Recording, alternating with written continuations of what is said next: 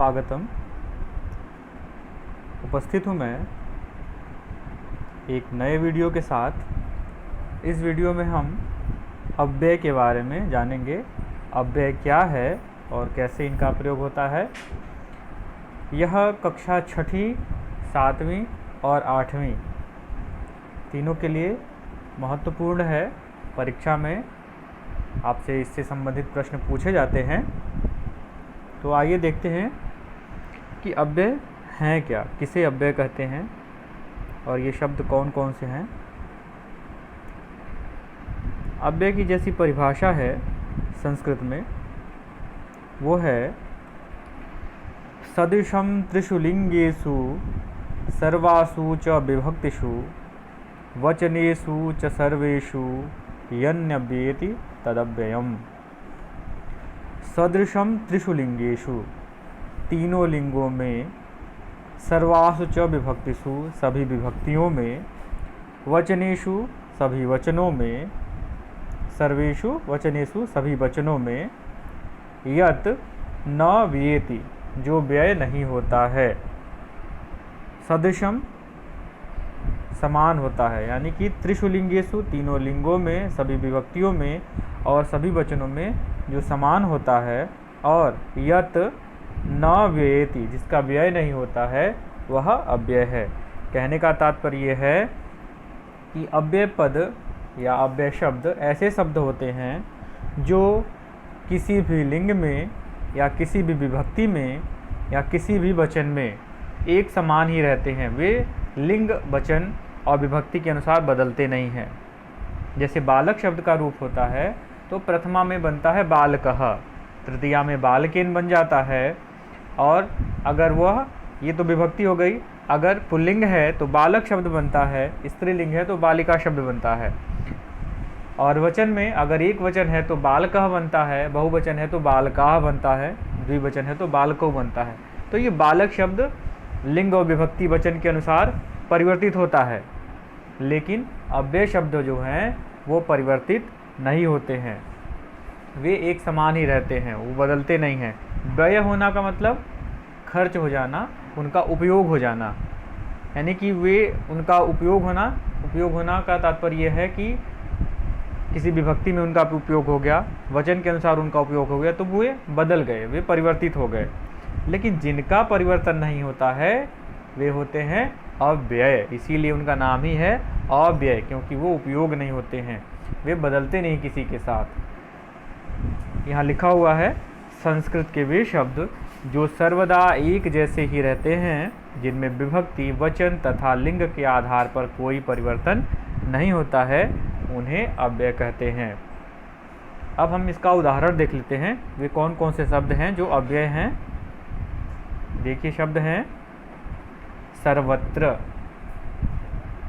सर्वत्र शब्द आप हर जगह सर्वत्र ही रूप में पाएंगे, सर्वत्र में कुछ भी जुड़ा हुआ नहीं मिलता है, ये जहाँ भी मिलेगा आपको सर्वत्र ऐसे ही मिलेगा। सर्वत्र सब जगह, कुत्र कहाँ, अद्य आज, ह्यः कल, बीता हुआ कल, श्वः आने वाला कल, परस्वः परसों, अत्र यहाँ, तत्र वहाँ, यथा जैसे। ये ऐसे शब्द हैं, इन्हें आप याद कर लें या इन्हें एक बार ध्यान में रख लें तो ये आपको हमेशा काम आएंगे, क्योंकि अक्सर परीक्षा में पूछा जाता है, एक सेंटेंस दिया जाता है, एक वाक्य होता है, उस वाक्य में पूछा जाता है कि इस वाक्य में अव्यय पद को चुनिए, या पैराग्राफ दिया होता है, अपठित गद्यांश या पद्यांश दिया होता है, उसमें से कहा जाता है कि इस गद्यांश में से या इस श्लोक में से अव्यय शब्द चुन करके लिखिए। कुछ और अव्यय शब्द जानते हैं। तथा माने वैसे, वैसे या तैसे या उस प्रकार। एवं माने ऐसे, कथम कैसे, सदा हमेशा, कदा कब, यदा जब, तदा तब, अधुना अब। ये सब शब्द जो हैं, कब, जब, तब, ये हिंदी में भी अव्यय ही कहे जाते हैं। अधुना अब, अधुनैव अभी।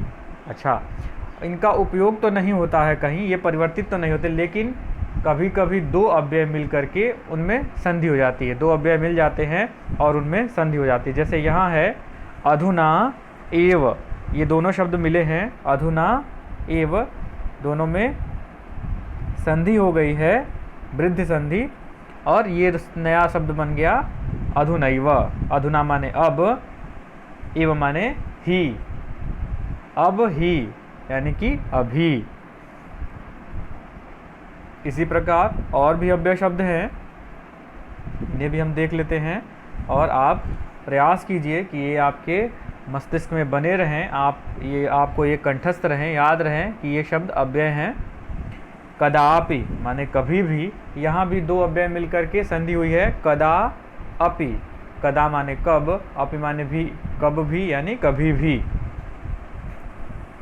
अपि शब्द भी अव्यय है और कदा शब्द भी, दोनों मिलकर बने कदापि। इसी प्रकार पुनः माने फिर, च माने और, न नहीं, ही, वा या अथवा या, अपि भी, तू लेकिन।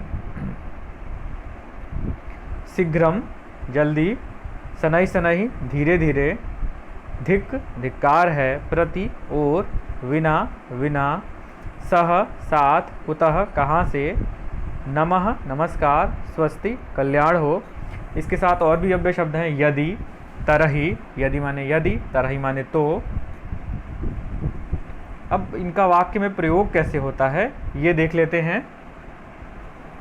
दीपकः कुत्र गच्छति, दीपक, कोई दीपक नाम का बालक है, ये जा रहा है कहीं, तो प्रश्न बना दीपकः कुत्र गच्छति। इस वाक्य में कुत्र अव्यय पद है, दीपकः कर्ता है, गच्छति क्रियापद है। अगर आपसे प्रश्न पूछा जाता है कि दीपकः कुत्र गच्छति, इस वाक्य में अव्यय पद क्या है, तो प्रश्न ऐसे पूछा जाता है, दीपकः कुत्र गच्छति अस्मिन् वाक्ये अव्यय पदम किम, तो आपका उत्तर होगा कुत्र। बालकाः तत्र क्रीडन्ति, ढेर सारे बालक या कई बालक, तत्र वहाँ, क्रीडन्ति खेलते हैं। अब यहाँ कई सारे बालक हैं तब भी तत्र का ही प्रयोग हुआ है। अगर एक बालक होता बालकः, तब भी यहाँ तत्र ही प्रयोग होता, बालकः तत्र क्रीडति। कई सारे बालक हों या एक बालक हो, उससे तत्र पर कोई प्रभाव नहीं पड़ेगा, तत्र तत्र ही रहेगा। या बालिका होता तो बालिका तत्र क्रीडन्ति, इनमें तत्र पे कोई प्रभाव नहीं पड़ेगा, तत्र चूँकि अव्यय है इसलिए वह अपने मूल रूप में ही रहेगा। अगला वाक्य है, सह सर्वदा विद्यालयम गच्छति, वह हमेशा विद्यालय जाता है। सह एक वचन में है तब भी सर्वदा ही है, अगर ये बहुवचन में ते होता, ते विद्यालयम गच्छन्ति, तो भी यहाँ पे सर्वदा ही होता, सर्वदा में कोई परिवर्तन नहीं होगा। क्यों? क्योंकि सर्वदा अव्यय पद है। कुछ और उदाहरण देखते हैं। रामः श्यामः च क्रीडतः, यहाँ आपने देखा ये एक वचन था तब भी अव्यय वैसे ही था, अपने मूल रूप में ही कोई परिवर्तन नहीं हुआ। ये दो हैं, रामः श्यामः च क्रीडतः, यहाँ दो कर्ता होने की वजह से क्रिया द्विवचन की हो गई क्रीडतः, लेकिन च जो है वह अपने मूल रूप में ही है, च में कोई परिवर्तन नहीं होगा। रामः श्यामः च क्रीडतः, राम और श्याम खेलते हैं, च अव्यय पद है। सह सदा सायंकाले पठति, वह हमेशा सायंकाल में पढ़ता है, यानी शाम को वह पढ़ता है। दूसरा पद है कदा, मनीषः कदा पठति, मनीष कब पढ़ता है, सदा का मतलब हमेशा, कदा का मतलब कब। मनीषः कदा पठति, मनीष कब पढ़ता है। जो लाल रंग में अक्षर लिखे हुए हैं या शब्द लिखे हुए हैं वे अव्यय पद हैं। गजः शनैः गच्छति, हाथी धीरे से जाता है या हाथी धीरे धीरे जाता है। कुछ और देखते हैं उदाहरण।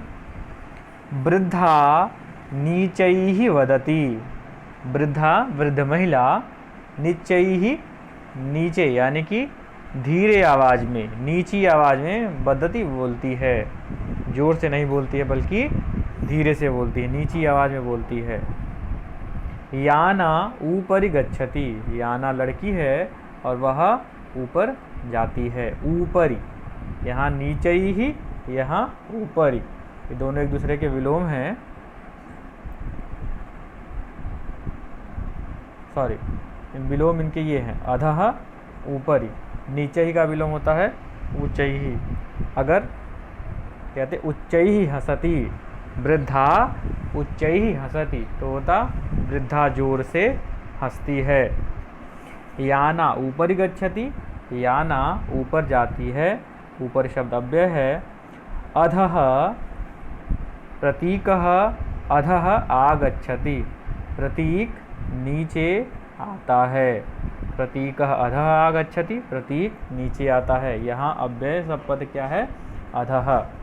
सह बहिः गच्छति, वह बाहर जाता है, बहि पद भी अव्यय है।